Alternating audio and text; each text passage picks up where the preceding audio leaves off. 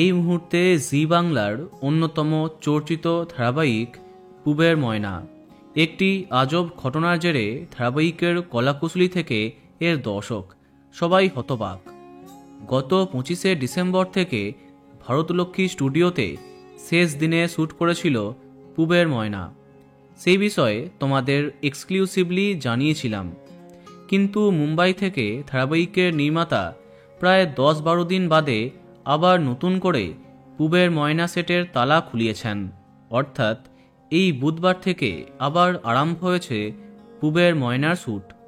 কিন্তু এর মধ্যে বেশ কিছু পরিবর্তনও হয়ে যাচ্ছে। বাদ যাচ্ছেন প্রধান অভিনেত্রী। এদিকে গৌরবকে যখন জিজ্ঞেস করা হলো এমন আজব ঘটনার বিষয়ে, তিনি জানান, আজ থেকেই শুটিংয়ে ফিরলাম। এটা দর্শকের ভালোবাসা, এই কারণেই আবার আমাদের ফেরা। আমি তো নতুন প্রজেক্টের জন্য প্রস্তুতি নিচ্ছিলাম, তারপরে হঠাৎ করেই জানলাম এটা আবার আরম্ভ হচ্ছে। অন্যদিকে নতুন করে পুবের ময়না আরম্ভ হচ্ছে ঠিকই, তবে বেশ কিছু পরিবর্তন থাকছে। যেমন প্রধান চরিত্রে মুখের পরিবর্তন হচ্ছে। ধারাবাহিকের অন্যতম মুখ্য চরিত্রে কাজ করছিলেন জনপ্রিয় টেলি অভিনেত্রী কন্যাকুমারী মুখার্জি।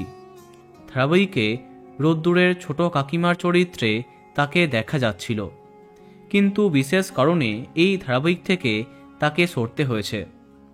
সম্ভবত নতুন করে আরম্ভ হবার আগেই অন্য প্রজেক্টে তিনি চুক্তিবদ্ধ হয়ে পড়েছেন, যে কারণে তার পরিবর্তে নতুন নায়িকা আসছে।